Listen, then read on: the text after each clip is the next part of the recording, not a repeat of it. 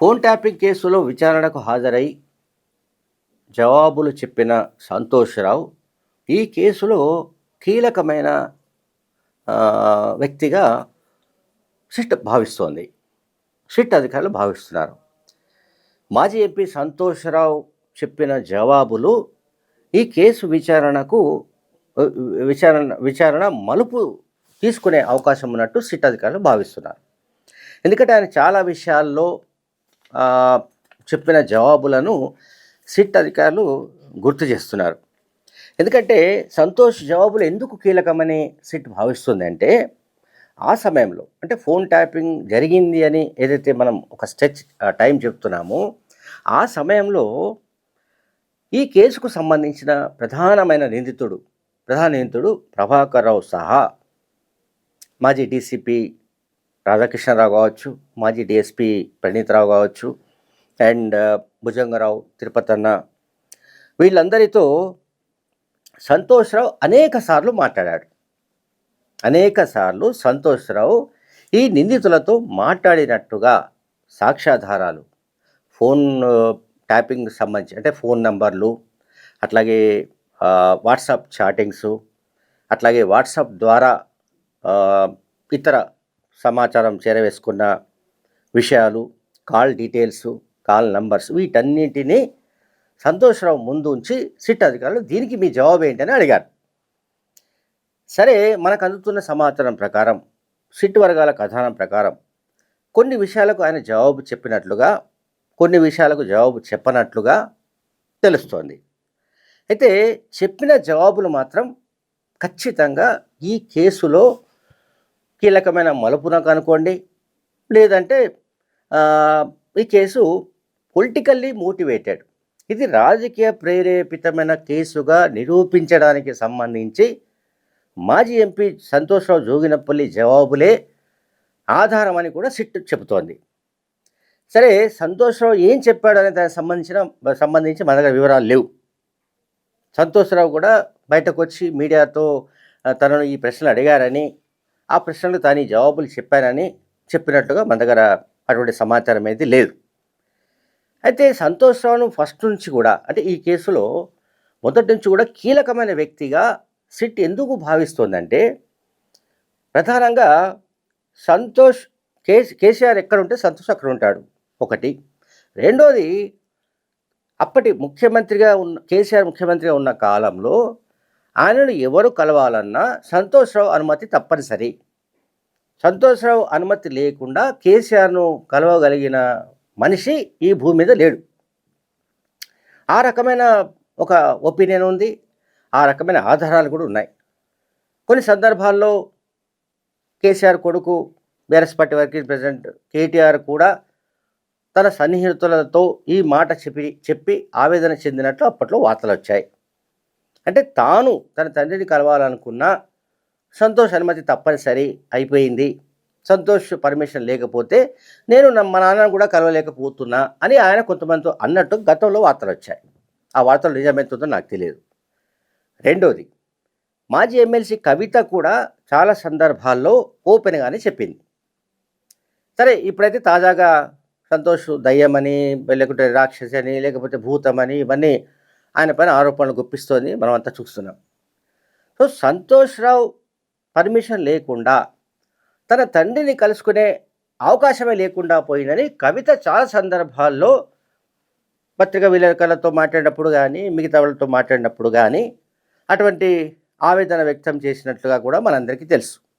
So దీన్ని బట్టి మనకేమర్థమవుతుంది, కేసీఆర్ చెబితేనే సంతోష్‌రావు ఇటువంటి పనికి పూనుకొని ఉండాలి. ఇటువంటి పని కంటే ఈ రాధాకృష్ణరావుతోటో, ప్రభాకర్ రావుతోటో, ప్రణీత్ రావుతోటో, మరొకరితోటో ఈ ఫోన్ ట్యాపింగ్ కేసులో నిందితులు ఎవరైతే ఉన్నారో వాళ్ళతో మాట్లాడాలి, వాళ్ళకి ఏదైనా విషయాన్ని చేరవేయాలి, వాళ్లకు ఫలానా నంబర్లను ఫోన్ ట్యాప్ చేయవలసిందిగా చెప్పాలి అని అంటే అది కేసీఆర్ చెప్తే చేశాడా, లేక స్వచ్ఛందంగా సంతోష్‌రావు పూనుకొని చేశాడా అనే దానికి సంబంధించి కూడా సిట్ దాదాపు 7 గంటల పాటు జరిపిన విచారణలో అనేక ప్రశ్నలను ఆయనపై సంధించింది.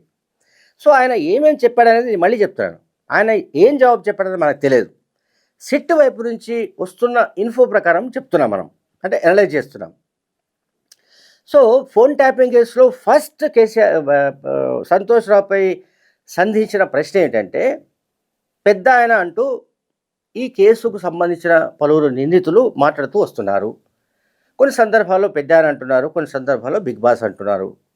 పెద్దాయన, బిగ్ బాస్ ఒకరేనా? పెద్దాయన అంటే కేసీఆరేనా? సో, కేసీఆర్‌కు తెలియకుండా మీరు వీళ్ళందరితో మాట్లాడారా? వీళ్ళందరితో మీరు మాట్లాడాల్సిన అవసరం ఏంటి? ఎందుకంటే సంతోష్ రావు మాజీ ఎంపీ.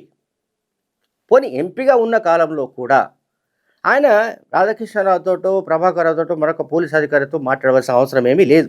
ఆయనకు సంబంధం కూడా లేదు.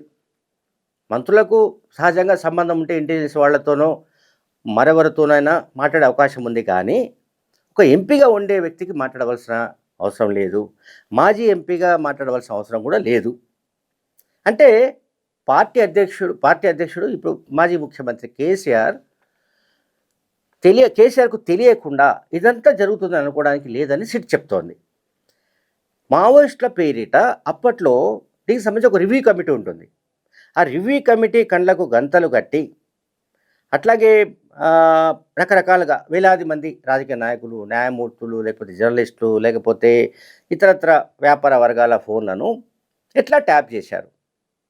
ట్యాప్ చేయించమని ఎవరు చెప్పారు?